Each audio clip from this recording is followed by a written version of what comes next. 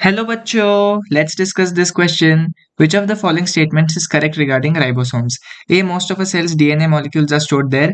B. Complete polypeptide is released from there. C. mRNAs are produced there. या D. DNA replication takes place there. इस question को solve करने का जो की कॉन्सेप्ट है वो है आपके राइबोसोम्स के बारे में जानना।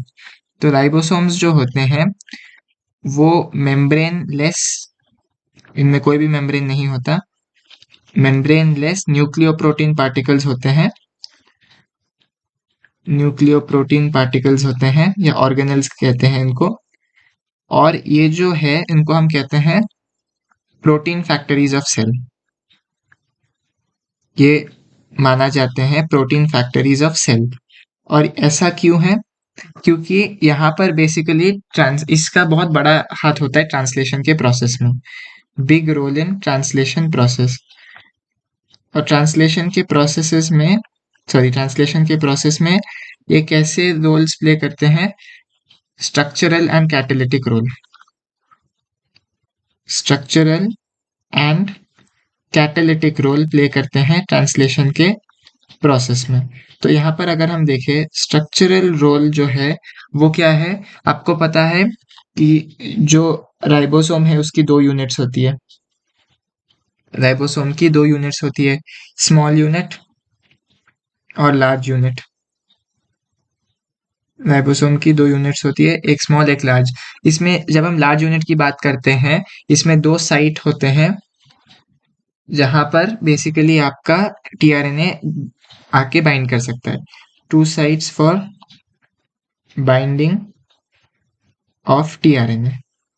और ऐसे ऐसे जैसे टीआरएनए आते जाते हैं और पूरा पॉलीपेप्टाइड चेन बनता जाता है, वो बेसिकली एक राइबोसोम या आरआरएनए के अंदर ही स्टोर हो जाता है। कैटालिटिक रोल हम क्यों कहते हैं? बेसिकली इस राइबोसोम के अंदर कुछ कैटलिस्ट मौजूद होते हैं, मैनी कैटलिस्ट्स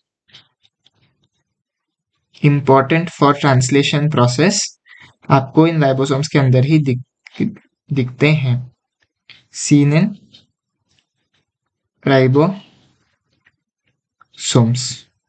तो यहाँ पर बेसिकली राइबोसोम्स टोटली प्रोटीन से रिलेटेड करते हैं क्योंकि उनका बहुत बड़ा रोल होता है ट्रांसलेशन में। स्ट्रक्चरल रोल वो बेसिकली वो जगह प्रोवाइड करते हैं जहाँ पर आपकी पॉलीपेप्टाइड्स या प्रोटीन्स बन सके। और कैटालिटिक रोल बेसिकली उनके अंदर बहुत कैटलिस्ट होते हैं जो कि इंपॉर्टेंट होती है आपके ट्रांसलेशन वाले प्रोसेस के लिए। तो बेसिकली राइबोसोम का जो मेन चीज है वो क्या है?